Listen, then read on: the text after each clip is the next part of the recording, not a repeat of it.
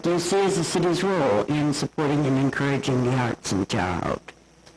As far as Ethel Major, Indiana is well known for its festivals. The Cover Bridge Festivals bring a lot of people into the country, all over the world, come to the Cover Bridge Festivals. I think another a way we can benefit is to have music festivals. Indianapolis does it. Every major city has a music festival. I don't see why Terre Haute can't do that. We've got a lot of talented people here. I'm a musician, songwriter myself. I'm a musician, a singer, and I think that able to experience. But once again, that's the private sector.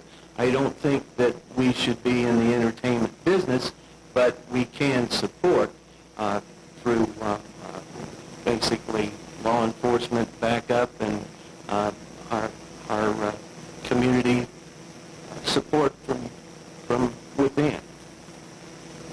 Right. The next question is the one that had to do with housing. There are problems with neglected, abandoned homes, out-of-town landlords. How would you work to get these properties rehabilitated, or demolished, taken care of, or back on the tax rolls?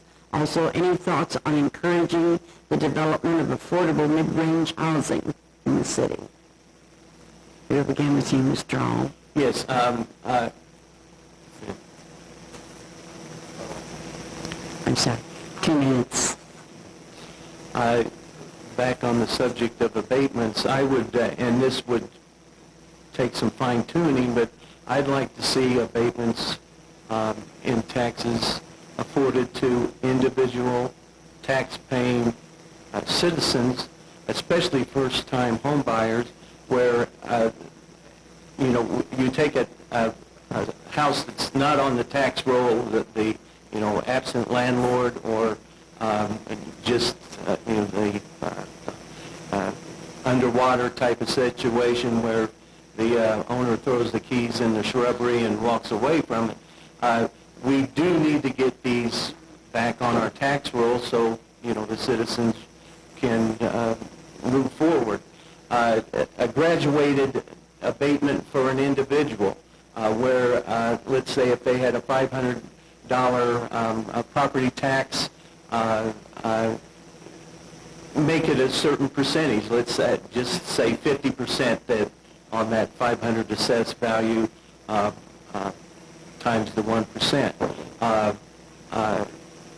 From there, they would owe $250. If they, for that tax year, could show that they had put $250 worth of improvements into their property that they live in, that would be money well spent. Year 2, $200 discount on their taxes. Up to, finally, after 5 years, 10 years, they would be, prefer 5 years, would be paying the full amount, and they would have well over $2,000, $3,000 put back into their homes, and they would have a nicer place than what they got. Plus, this would be under the scrutiny of our building inspector to see that this would be accomplished. Thank you. Mr. Manuel? It's a very good idea, actually. I'm going to piggyback on that. Also, in addition to things like that, obviously, if we've got a building that's standing that's not going to be, it would be beneficial ultimately to put it back on the road. So, to be able to the city to be able to recoup money on the tax roll instead of tearing it down, in most cases. Perhaps we could come up with some kind of an incentive program for refurbishing and remodeling. We've got the first-time home buyers program. I would think we could develop something that would, if someone is going and taking over this property that's been foreclosed or foreclosures, if they're taking over this property, they're going to refurbish the property with the intent to live there. That we could develop some kind of incentive program for this group of people to refurbish the property and get it back into working order in good condition. It will improve the city, it will improve the way the street looks, and of course it'll get money coming back in. Thank you. The last question before the wrap up. thoughts about the stray animal issue, and would you support a city-county animal shelter? And with that one, we begin with you, Mr. Mangler. A lot of good answers on this question with the other panel. I'm inclined to agree with Sean. We do have a great program right now, just underfunded, understaffed. If we've got something already in place, why not build upon that? I would think we could build upon that, maybe set up another location if absolutely necessary, hopefully not. Use a location, expand, and use the Humane Society, help them out. It would be a great job they're already doing. Continue spaying, neutering, all that good stuff. My dog's spayed. She's fat. And she's a happy dog. And sorry. Yeah, that's about all I've got. I would definitely work with an existing project instead of starting over with something brand new. Charles? The key point to the question, I feel, is, and I am all for it, the words city, county. I would welcome an opportunity to work with the county on this problem because I don't think one government entity could handle the problem all by itself. The county, the bigger portion of this area, obviously, is the county, and, you know, their contribution would be helpful and necessary to take care of you know, the stray animals and the problems that they cause. So I think that we should welcome all the help we can get, and when we can get help from the county at any turn, we need to lift this burden off the city's shoulders and share it with the entire community. Okay, thank you. We each have a 30-second brief wrap-up. You would like to start, Mr. Hall? Yes, first of all, I have found another reason why it's great to be a Republican. You get your own mic.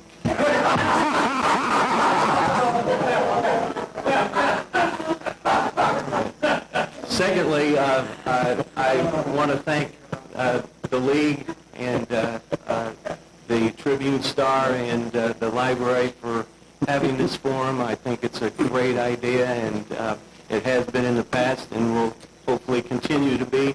I have a passion for Terre Haute, and I'd like to use that energy and that drive to be your councilman from the 2nd District. Thanks. I would also like to thank the League and the library and Tribune Star and everybody that's here for seeing us, for the invitation. It's an honor to be here. Terre Haute is, it's a great town. We have a great town. And as a father and a husband and as a member of society and as a servant already to you, as a member of the military, I feel obligated to do something to make it a little bit better, than what I have. And it was great already. But, you know what? The best man win. Thank you, John. I believe that's the conclusion of the contested races, so this will be the last group that we will have up here this evening. And we'll start out with a 1-minute general introduction of yourself, the family, and what you would like to tell us about yourself. That's 1 minute. I'll begin with you, Rich Duncan. Okay. Tonight we hear much about the great problems of the city and the lack of direction to address those problems, and how, if elected, these various candidates will sweep those problems right away. To that I say, if you don't like things now, you should have lived here 10 years ago. Case in point, when I was running for office when I was first running for office against Joe Doobie, a 5-term incumbent, I held up a copy of the March 17, 2003 Indy Star, where the story headline was, "Terre Haute is the model of stagnation." Now fast forward 8 years to the second term in my office on September 1st of 2010, when Terre Haute was named Indiana Chamber of Commerce 2010 Community of the Year. This was not by chance, but by much hard work and many city initiatives such as the branding initiative, complex municipal finance schemes for new downtown investment, hard votes on unpopular items like road closures for $185 million hospital expansion, But above all, it was vision and the simple spirit of cooperation among many various groups, public and private alike. That was the real basis for the success of the subsequent designation by Indiana's Chamber. I'm extremely proud of the work we've done in the last 8 years on the council, and I appreciate our efforts being recognized by many, including the Indiana Chamber. Thank you. Amy. Hi, my name is Amy Aller. I'm a lifelong citizen here in Terre Haute. I've lived here all my life. I've attended Terre Haute North. I graduated in 1990. Went to Harold's, graduated in 91. I currently work in Pearson Township Assessor's Office. I hold a level 1, level 2 assessor appraisal license. I know how important our tax dollars are, and I'd like to keep this community growing, and so our children and our grandchildren can live here and work here. Thank you. Christopher Shelburne. My name is Christopher Schubert. I'm also mostly a lifelong resident of Terre Haute. I was an Army brat for a little while when I was a kid, so that's traveling the world. Excuse me. Over the front.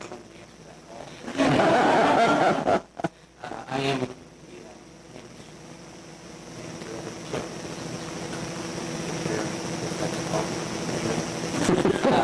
my wife and I both live here in Terre Haute. My wife has been here all her life, and I'm just a few years away.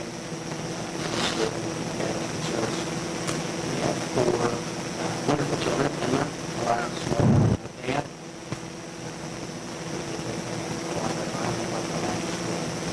We're glad to have them.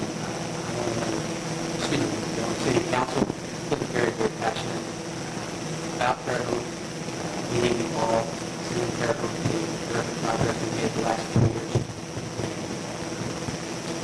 It's a very good council. Thank you. Our first question will be with the animal control, and I'll begin this one with you, Amy Aller. Okay. What are your thoughts about the stray animal issue, and would you support a city-county animal shelter? I believe we have 1 minute for that question. Yes, I would be in support of that. There is a problem with the strays, and I know the humane shelter, they do everything in their power that they can do out there. They're just overcrowded, and they need the help, and they need the money. And I would be in full support of working to get a city and county shelter together and for our animals. Christopher. I don't support having taxpayer-funded shelter. I would definitely support using the resources we have available to us on the council to seek out ways of matching funds or working with private non-profits that already do a great job, but as we've heard many times tonight, they're overcrowded resources available.